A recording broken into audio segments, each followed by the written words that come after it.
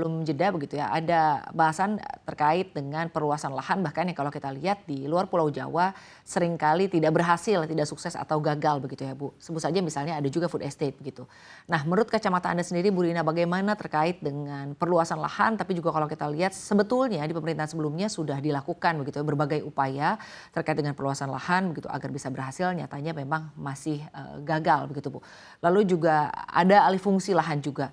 Lalu juga kita lihat ada food estate yang kedepannya ini akan dilanjutkan kembali. Mungkin boleh dijelaskan Bu, bagaimana tanggapan Anda terkait dengan hal ini? Bu Rina, silahkan. Saya kira ya program cetak sawah dan food estate kan memiliki tujuan yang baik sebetulnya. Namun pelaksanaannya memang perlu kita evaluasi lebih lanjut lagi untuk memastikan efektivitas dan keberlanjutan. Ya, kalau Komisi 4 yang menyoroti seperti tantangan infrastruktur yang memang harus lebih adaptasi ya terhadap lahan yang sekarang kita melihat kan lahan yang memang masih terbatas juga. Dan tentunya Komisi 4 juga akan mendorong pemerintah untuk memperkuat manajemen lahan ya, termasuk memfasilitasi teknologi tepat guna dan meningkatkan pengawasan agar program ini benar-benar mencapai sasaran. Ini juga dalam rangka mendukung pembangunan dan pengembangan infrastruktur yang resilient dan berdasarkan rencana aksi nasional adaptasi terhadap perubahan iklim. Namun kita melihat ya, memang tujuan dari cetak sawah dan food estate ini dalam rangka swasembada pangan, namun tetap pelaksanaannya perlu kita evaluasi lagi dan tentunya memastikan efektivitasnya tepat sasaran, gitu kira-kira, Mbak. Baik, Pak Said, Hmm. tanggapan Anda Pak terkait dengan program food estate yang kedepannya masih akan terus dilanjutkan atau mungkin menurut Anda ada hal-hal yang sebetulnya perlu dievaluasi juga oleh pemerintah terkait dengan mungkin kurang berhasilnya program food estate selama ini. Apalagi juga tadi terkait dengan alih fungsi lahan dan juga perluasan lahan. Tadi juga Anda menyampaikan bahwa sebetulnya terkait dengan perluasan lahan utamanya mungkin di luar Pulau Jawa ya Pak yang masih terus dikembangkan ini belum bisa bergerak maksimal. Bagaimana tanggapan Anda Pak? Iya, pertama, penyediaan pangan itu jadi satu tadi ya, satu obligasi, negara yang dalam hal ini dilakukan oleh, pemerintah gitu. Eee secara umum kan kita membayangkan ada 2 pendekatan yang bisa dipakai yaitu intensifikasi dan ekstensifikasi. Seperti saya sampaikan di awal tadi, kalau, bicaranya per estate-nya adalah misalnya, padi gitu ya, basis produksi kita masih di Jawa dan bagi saya pilihan yang sekarang, cukup logis adalah intensifikasi yang di Jawa dengan keseriusan kita ya. Satu misalnya menghentikan, konversi yang sangat masif gitu, meningkatkan derajat kehidupan dan kesejahteraan petani supaya mereka juga nggak melakukan konversi secara alamiah gitu ya. Yang berikut soal pilihan ekstensifikasi, tentu kalau kita belajar dari zamannya Orde Baru sampai sekarang kan belum ada satupun yang 100% berhasil ya, terutama dalam konteks rice estate gitu.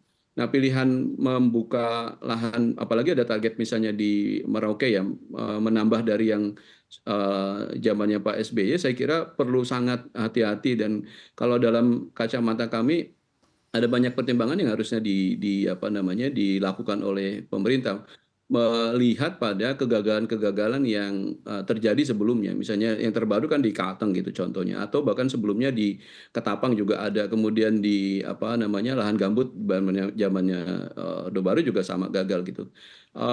Evaluasi-evaluasi dan melihat ulang gitu ya, itu menjadi mutlak dilakukan karena kalau kita belajar dari yang sebelum-sebelumnya ada banyak persoalan yang tidak hanya, kegagalan dalam, konteks teknis, tetapi konteks sosial dan budaya juga jadi problem gitu. Kita tentu tidak ingin, di konteks misalnya nanti yang, di Merauke akan nambah luas, sekian juta itu menimbulkan persoalan tersingkirnya misalnya atau terenggutnya hak-hak lahan, ulayat, masyarakat gitu. Jadi ingin saya katakan bahwa proyek, perluasan pertanian kita lewat food estate misalnya, juga demi untuk menyediakan dan memenuhi hak atas pangan masyarakat, tetapi tidak juga harus mengorbankan hak asasi, masyarakat lokal di sana gitu. Itu jadi satu, warning yang keras bagi kita semua, pengingat bahwa cara yang baik tujuan yang baik kan harus dilakukan dengan cara yang baik tanpa harus mengorbankan sesama warga anak bangsa gitu ya. Yang kedua tentu saja kita juga bisa ngelihat belajar dari yang kemarin ada banyak persoalan kebijakan misalnya tumpang tindih lahan, aturan dan seterusnya itu juga harus dilihat lebih jauh. Belum lagi soal kerugian-kerugian ekologis yang kalau kita buka baru gitu. Yang terakhir tentu saja perlu dilihat juga aspek ekonomi politiknya ya, karena selama ini kemudian kita bisa menyaksikan dan melihat misalnya pasca kegagalan Merauke Mipe yang awal kemudian kan berubah jadi perkebunan sawit sehingga publik jadi bertanya apakah betul niat membuka lahan pertanian pangan di luar Jawa yang bentuknya estate itu sesungguh-sungguhnya adalah ingin meningkatkan produksi pangan kita atau sebenarnya itu hanya bagian dari upaya untuk membangun ekonomi yang lain bagi kelompok-kelompok tertentu. Ini satu hal yang saya kira saya yakin dan percaya Pak Prabowo punya niat yang baik, tentu harus juga dilakukan dengan cara yang baik tanpa harus mengorbankan hak-hak masyarakat di mana proyek itu akan dilakukan gitu ya. Jangan lupa juga kita dalam pelaksanaannya seringkali yang konteks estate kan seolah-olah menegasikan keterlibatan petani terutama petani lokal karena ini apalagi bentuknya estate gitu. Kita sangat berharap dan sampai sekarang fakta bahwa pangan pertanian kita 99% saya katakan demikian terutama tanaman pangan ya itu ditopang oleh para petani skala kecil itu.